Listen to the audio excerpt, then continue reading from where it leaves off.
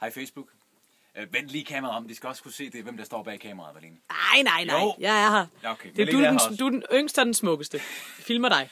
Jeg kan godt være, jeg er den yngste, men okay. Og nu smider du tøjet. Det, som vi jo snakkede om her til morgen hos Morgenbasserne, det var, at jeg har fundet ud af, at jeg kan noget specielt med mine tæer.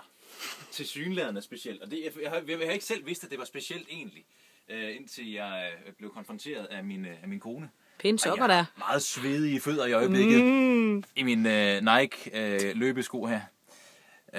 Det jeg kan, det er... Ej, du har hul mellem tæerne. Ej, det er så vildt.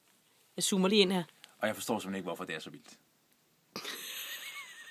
Beklager, du har lakrids mellem tæerne. Det er lidt... så gør vi lige sådan her. Det ser ikke så pænt ud, det ved jeg godt.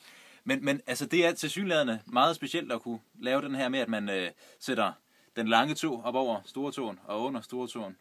Og over igen og under igen. Specielt, men der er altså ikke så mange, der kan det. Kan du sprede tæerne? Det ved jeg ikke, om jeg kan. Er det sådan der? Ej, lidt mere. Og du kan jo godt... Du har meget langt mellem den der... digitus secundus pedis og stortåen. Det er mine 5 peder, det her, som altså er latin for tå. Det er en pede. Men nyd det. Du kan flette tæer, Elias. Det smukke syn her, altså... Det er jo lige før, jeg skulle tage den anden sko af også, så vi kan lave det sådan en synkron tofletning, ikke? Men det synes jeg, vi lader være med. Det er sejt. Okay. Du kan virkelig flette tæer. Det kan jeg? Ja. Jamen, jeg er meget stolt. Tillykke med det. Tak skal du have.